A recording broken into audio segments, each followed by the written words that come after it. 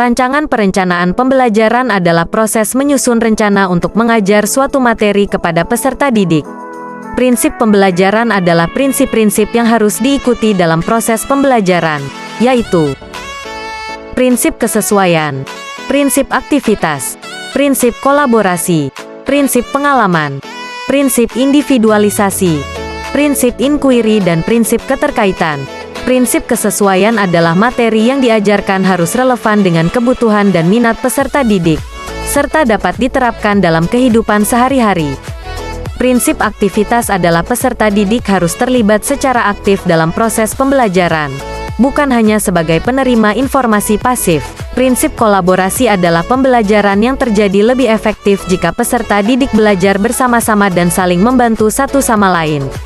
Prinsip pengalaman adalah peserta didik lebih mudah mengingat dan memahami materi yang dipelajari jika mereka memiliki pengalaman sendiri dalam menyelesaikan masalah yang berkaitan dengan materi tersebut.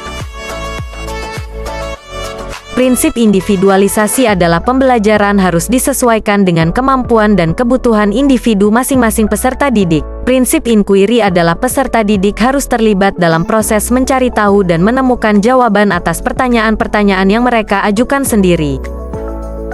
Prinsip keterkaitan adalah materi yang diajarkan harus terkait dengan pengetahuan yang sudah dimiliki peserta didik sebelumnya, sehingga peserta didik dapat membuat koneksi antara materi baru dengan pengetahuan yang sudah dimiliki.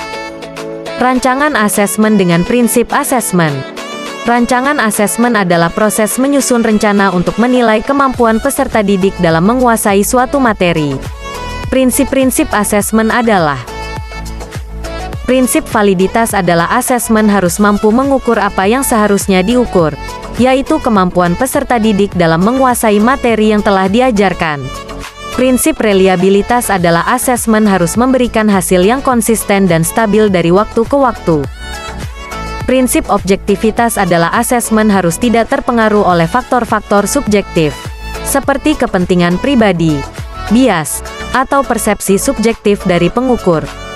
Prinsip akuntabilitas adalah asesmen harus menjadi acuan yang dapat dipertanggungjawabkan dalam menentukan kemajuan peserta didik.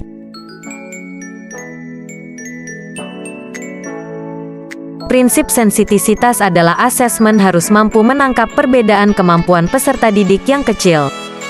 Prinsip praktis adalah asesmen harus dapat dilakukan dengan mudah, efisien, dan tidak terlalu memakan waktu. Prinsip responsif adalah asesmen harus mampu merespon perkembangan kemampuan peserta didik secara dinamis dan terus-menerus.